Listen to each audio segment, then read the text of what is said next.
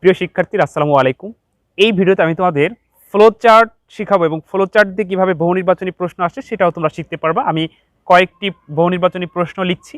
এই প্রশ্নগুলো বিগত উচ্চ মাধ্যমিক বোর্ড পরীক্ষায় এসেছে, বিভিন্ন বোর্ডে এসেছে। তো কিভাবে তোমরা উত্তর করবে একেবারেই সহজ করে আমি তোমাদেরকে বোঝাচ্ছি। তো প্রিয় শিক্ষার্থীবৃন্দু, আমার এই চ্যানেলে আমি ধারাবাহিকভাবে আইসিটি ক্লাস আপলোড করি। তো তোমরা যারা আমার চ্যানেলটি সাবস্ক্রাইব করেছো তোমাদের অসংখ্য ধন্যবাদ। আর যারা এখনও সাবস্ক্রাইব করো নাই, সাবস্ক্রাইব করে নিও, কারণ আমার এই চ্যানেলে আইসিটি ছাড়া অন্য কোনো ক্লাসের অন্য কোনো ভিডিও আপলোড করা হয় না। আর তো প্রিয় শিক্ষার্থীবৃন্দ, আমি তোমাদের ফ্লো চার্ট শিখাবো। ধরো আমি একটু এখন বহু নির্বাচনী বোঝাচ্ছি, এরপরে অঙ্কন করা শিখাবো। তো ফ্লো চার্ট ধরো দুই ধরনের হয়ে থাকে। তো যাই হোক, যখন তোমাদের ধারার ফ্লো চার্ট আমরা শিখাবো বা আমি শিখাবো, তখন একটা গল্প শোনাবো চা বানায় কীভাবে, মানে প্র্যাকটিক্যালে চা বানানোর একটা গল্প শোনাবো এখানে বুঝিয়ে বুঝিয়ে। তাহলে ধারার ফ্লো চার্ট আর কখনোই ভুল হবে না এবং সারা জীবনও ভুলবে না। জাস্ট একটা গল্প পরবর্তী ভিডিওতে আসতেছে। তো আজকে আমি তোমাদের এই বহু নির্বাচনী প্রশ্নগুলো সহজে কিভাবে তোমরা করবে সেটা শেখাচ্ছি, আর একটু ফ্লো চার্ট অঙ্কন করে দেখাবো। তো প্রিয় শিক্ষার্থী কিন্তু দেখো, আমি জাস্ট প্রথমে হলো তোমাদের সাথে পরিচয় করাচ্ছি, এরপরে আমরা এই পঞ্চম অধ্যায় ক্লাস শুরু করব। আর যারা পার্সোনালভাবে পড়তে চাচ্ছ, মাত্র 500 টাকার বিনিময়ে আমি এই পঞ্চম অধ্যায় শিখাই দেবো, অর্থাৎ মাত্র 500 টাকার একটা কোর্স চালু করছি। আর যদি কেউ করতে ইচ্ছুক হও সে যোগাযোগ করো। তো এখানে লক্ষ্য করো, 1 নম্বর একটা প্রশ্ন, ফ্লো চার্টের মৌলিক সাজ কয়টি? মনে রাখবা, ফ্লো চার্টের মৌলিক সাজ হচ্ছে, অর্থাৎ মৌলিক এই প্রতীক হচ্ছে 4টি। কারণ ফ্লো চার্টে অনেক প্রতীক আছে, তার মধ্যে 4টি হচ্ছে মৌলিক। কি কি? তোমার শুরু বা শেষ অর্থাৎ দ্বিমাকৃতি, তারপর হচ্ছে ইনপুট আউটপুট অর্থাৎ তোমাকে যেটাকে বলা হয় সামন্তরিক, ইনপুট আউটপুট এখানে আছে, এই যে এইটা 2টা। আরেকটা হচ্ছে প্রক্রিয়াকরণ, আরেকটা হচ্ছে তোমার আর এই সংযোগ। তো এই 4টি হচ্ছে মানে ফ্লো চার্টের মৌলিক সাজ। তাহলে ফ্লো চার্টের মৌলিক সাজ কয়টি? 4টি। এটা মাথায় রেখে, এটা একটা বোর্ডের প্রশ্ন। এরপর বলছি দেখো, তোমরা, আমি এখন বলবো না, তোমরা নিজেরাই উত্তর করতে পারবে। প্রোগ্রাম ফ্লো চার্টে প্রক্রিয়াকরণের জন্য কোন প্রতীকটি ব্যবহৃত হয়? গত ভিডিওটি যারা দেখছো তারা কিন্তু এই প্রশ্নটার উত্তরটা এখন করতে পারবা, যে প্রক্রিয়াকরণ করে কোন প্রতীকের সাহায্যে? আয়তক্ষেত্রের সাহায্যে।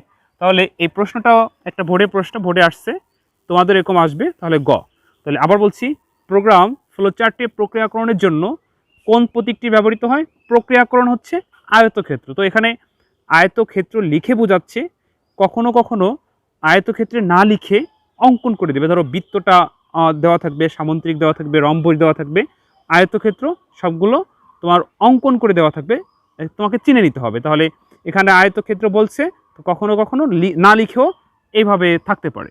তো যাই হোক, এটা মনে রেখো, প্রক্রিয়াকরণের জন্য আয়তক্ষেত্র ব্যবহৃত হয়। দেখো এখানে একটা রম্বস দেওয়া আছে, রম্বস দিয়ে প্রশ্ন করছে, এটা একটা বোর্ডের প্রশ্ন, যে প্রতীকটি কোন কাজে ব্যবহৃত হয়। মানে এই রম্বস এই ফ্লো চার্টের আইসিটি বইয়ের প্রোগ্রামিং ভাষা ফ্লো চার্ট পঞ্চম অধ্যায়ের। তো এই রম্বস আমরা কোন কাজে ব্যবহার করব? উত্তর হবে সিদ্ধান্ত গ্রহণের ক্ষেত্রে। তো আবার এখানে কিন্তু এরকমও প্রশ্ন আসতে পারতো, যে সিদ্ধান্ত গ্রহণের ক্ষেত্রে নিচের কোন প্রতীকটি ব্যবহৃত হয়? রম্বস। আবার এরকমও প্রশ্ন করতে পারতো, যে প্রোগ্রাম ফ্লো চার্টে সিদ্ধান্ত গ্রহণের জন্য কোন প্রতীকটি ব্যবহৃত হয়? তাহলে তোমার কোনটা হবে? রম্বস।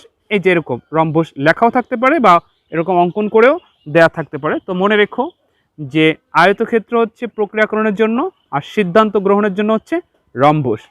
এরপরে এখানে আমরা একটা প্রশ্ন দেখতে পাচ্ছি, এই প্রশ্নটা বিগত প্রায় সকল বোর্ডে আসছে, 17 সালে, 18 সালে, 19 সব বোর্ডে আসছে। এই প্রশ্নটি বলছে প্রবাহ চিত্র হচ্ছে ফ্লো চার্ট। মানে ফ্লো চার্টের ইংরেজি শব্দ হচ্ছে ফ্লো চার্ট, আর ফ্লো চার্টের অর্থ হচ্ছে, মানে ফ্লো চার্টের বাংলা অর্থ হচ্ছে প্রবাহ চিত্র। তো কখনো কখনো পরীক্ষায় দেখা যাচ্ছে এরকম বলবে যে প্রবাহ চিত্র অঙ্কন করো বা ফ্লো চার্ট অঙ্কন করো। তো ফ্লো চার্টও যা, প্রবাহ চিত্র তা। যাই হোক, এখানে বলছে প্রবাহ চিত্রে প্রক্রিয়াকরণ প্রতীক কোনটি? আমরা এখানে 4টা প্রতীক দেখতে পাচ্ছি, তাহলে বলছে প্রক্রিয়াকরণ প্রতীক কোনটি? ঠিক এখানে বলছিল ফ্লো চার্টে, আর এখানে বলছে প্রবাহ চিত্রে, একই কথা। এখানে প্রক্রিয়াকরণ বলছিল, এখানেও প্রক্রিয়াকরণ বলছে, একই কথা।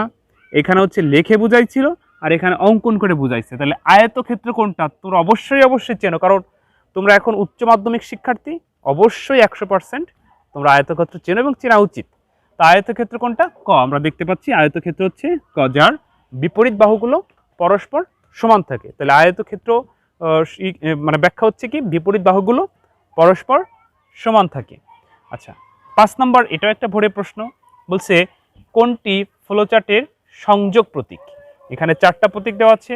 যেমন আমরা যদি 3 আর 4 ব্যাখ্যা করি তাহলে 3 হচ্ছে প্রক্রিয়াকরণ প্রবাহচিত্রে, প্রক্রিয়াকরণ হচ্ছে আয়তক্ষেত্র, সিদ্ধান্ত গ্রহণ হচ্ছে রম্বস। তাহলে এখানে বলছে কোনটি ফ্লোচার্টের সংযোগ প্রতীক। ফ্লোচার্টের সংযোগ প্রতীক হচ্ছে কি বৃত্ত। তো এখানে এই বৃত্ত অঙ্কন না করে এরকম লিখেও কিন্তু আসতে পারতো যে কোনটি ফ্লোচার্টের সংযোগ প্রতীক, তাহলে কি হবে বৃত্ত। মনে রেখো যে ফ্লোচার্টে সংযোগ প্রতীক হচ্ছে বৃত্ত। আর এটা যেটা দেখতে পাচ্ছ ডিম আকৃতি, একটু ডিম আকৃতি, এটা হচ্ছে শুরু বা শেষ। তাহলে যদি এখানে বলতো যে কোনটি ফ্লোচার্টের শুরু বা শেষ প্রতীক, তাহলে এটা হইতো। আরেকটা প্রশ্ন আসতে পারতো, ধরো এখানে যদি বলতো যে প্রবাহ চিত্রে প্রক্রিয়াকরণের ইনপুট আউটপুট কোনটি বা ইনপুট কোনটি বা আউটপুট কোনটি, তাহলে কিন্তু অবশ্যই মনে রাখবে যে সামন্ত্রিক হবে। ইনপুট আউটপুটের ক্ষেত্রে প্রক্রিয়াকরণ মানে ফ্লোচার্টের প্রবাহ চিত্রে বা ফ্লোচার্টে ইনপুট আউটপুটের ক্ষেত্রে ব্যবহৃত হবে সামন্ত্রিক। তো প্রিয় শিক্ষার্থীবৃন্দ, আমি তোমাদের এখন ফ্লোচার্ট অঙ্কন করে একটু দেখাচ্ছি। তো আমার বিশ্বাস যদি তোমরা মনোযোগ সহকারে সম্পূর্ণ ভিডিও দেখো, এই ফ্লোচার্ট দিয়ে বহু নির্বাচনী বা সৃজনশীল প্রশ্ন যেভাবেই আসুক তোমরা অবশ্যই উত্তর করতে পারবে। আবারও বলছিলাম যে তোমরা যদি কেউ এই পঞ্চম অধ্যায় শিখতে চাও, মাত্র 500 টাকার বিনিময়ে একটা কোর্স, জাস্ট ধরো আমার পারিশ্রমিক হিসাবে, কারণ আমি তোমাদেরকে সময় দেবো, তোমাদের শেখাবো, আমার একটা শ্রম আসছে না, সেই শ্রমে যতদিন, মানে এখানে আনলিমিটেড ক্লাস, মানে কয়টা ক্লাস হবে, কয় ঘন্টা ধরে হবে এটা না, যতদিন পর্যন্ত তোমরা পঞ্চম অধ্যায় শিখবে না ততদিন পর্যন্ত আমি তোমাদের এই মাত্র 500 টাকার বিনিময়ে শেখাবো। কখনো বলবো না যে টাকা বাড়ায় দাও এটা সেটা, জাস্ট 500 টাকার বিনিময়ে শিখতে পারবে 100%।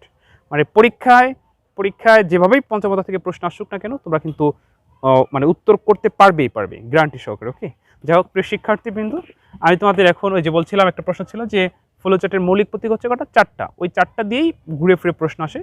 তো ধরো ফ্লোচার্ট আমি তোমাদের মানে যে 2টা প্রকার, এর পরের প্রকারটা যেটা কঠিন, একটু বেশি কঠিন লাগে, মানে অঙ্কন করতে পারো না, সেটা আমি একেবারেই সহজ করে একটা চা খাওয়ানোর গল্পের মাধ্যমে তোমাদেরকে শেখাবো।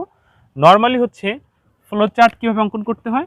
ফ্লোচার্ট অঙ্কন করার নিয়ম হচ্ছে প্রথমে হলো শুরু হবে, এখানে তুমি শুরু বা শেষ শুরু লিখতে পারো বা স্টার্ট লিখতে পারো, ধরো আমি ইংরেজিতে লিখলাম স্টার্ট। তারপর হলো ইনপুট, তো এখানে ইনপুট আমরা কি লিখবো তাই না। আচ্ছা, ইনপুট হচ্ছে তুমি যখন 3টি সংখ্যা যোগফল বের করবে তখন এখানে ABC ধরতে পারো, 2টি সংখ্যা বললে AB ধরতে পারো, বা যদি বলে যে বৃত্তের ক্ষেত্রফল বের করো তাহলে বৃত্তের ক্ষেত্রফলের জন্য ব্যাসার্ধ R ধরতে পারো।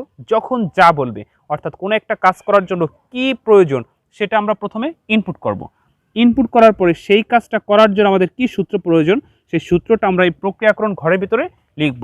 তো এখানে লিখলে আমরা ফলাফল পেয়ে যাব, তখন আমরা ফলাফল বের করব। তো ইনপুট আর আউটপুটের ঘর এক, অর্থাৎ যখন ইনপুট করছিলাম তখন এই সামন্ত্রিকের ভিতরে লিখব, আর যখন আউটপুট করব তখনও আমরা এই সামন্ত্রিকের ভিতরে লিখব। তাহলে এটা হচ্ছে ইনপুট, এটা হচ্ছে কি আউটপুট। যখন আমাদের মানে কাজটা হয়ে যাবে, সেই কাজটা ফলাফল আমরা হাতে পেয়ে যাব, তখন আমরা ফ্লোচার্টটা শেষ করে দেবো, অর্থাৎ ক্লোজ করে দেবো। তাহলে এই শুরু এবং শেষ একই ধরনের, এটা হলো সিম্পল ফ্লোচার্ট।